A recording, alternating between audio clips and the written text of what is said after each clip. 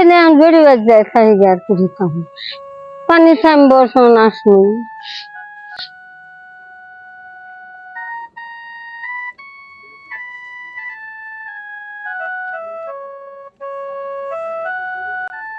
উত্তরের পাহাড়ের ঢল আর একটানা প্রবল বৃষ্টিতে জামালপুর মাদারগঞ্জে বন্যার পানি হু হু করে বাড়ছে। গতকাল আজকে পানি 2 হাত পানি বাস।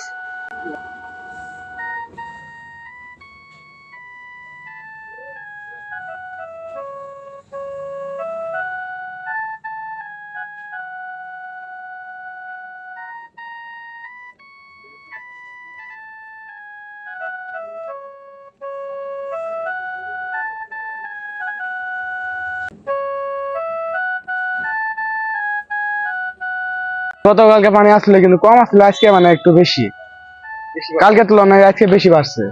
সাইডে অনেক ঘরে পানি উঠছে আর ওই সাইডে ক্ষেতের মধ্যে এই সাইডে ঘরে গুলো তলা গেছে। কাল অব্দি মানে পানি একটু কম ছিল, আজকে মিনিমাম 11 নাহলে পানি বেড়ে গেছে। আর কালকে দিন আগে পানি ছিল না। গত 24 ঘন্টায় বাহাদুরাবাদ পয়েন্টে যমুনা নদীর পানি 63 সেন্টিমিটার বৃদ্ধি পেয়ে বিপদ সীমার 69 সেন্টিমিটার ওপর দিয়ে প্রভাবিত হচ্ছে।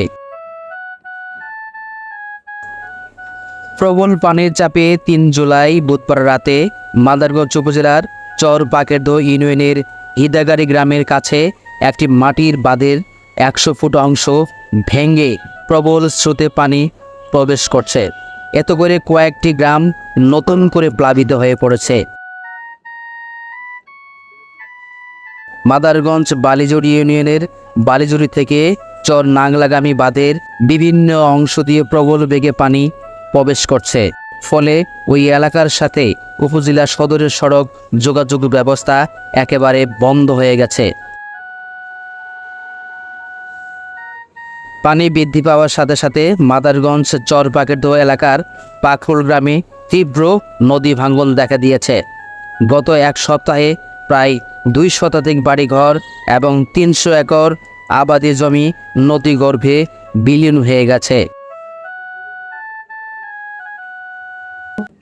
যাবেন কই? যাও আমরা এই চোর হলে যাবো গো। কেন? ওই যে ঘাস আনে দম করুন নাকি আর তলা গেলে দেখতে যাবো। বনে ক্ষতি হয়ে গেল আমার 1 পাখি জমিন বেগুনের ডাল আর 40 শতক জমিন নাও শাক বন্যা খাই গেল হাড়ে বিক্রি করবো। গতকাল আজকে পানি 2 হাত পানি বাস। 2-3 বছর পর আমার জামালত দিচ্ছে কোনো জায়গায় পানি উঠে বাই থাকতো না। গরু বাছুর খুব সমস্যা স্যার, যে হারে পানি বাড়বেন যে এই হারে তো আঙ্গিরে থাকা খুব সমস্যা। তাতে যদি সরকারের কাছে একটা আবেদন যদি কোনো কিছু করতে পারে তাতে আমাদের জন্য খুব সুবিধা।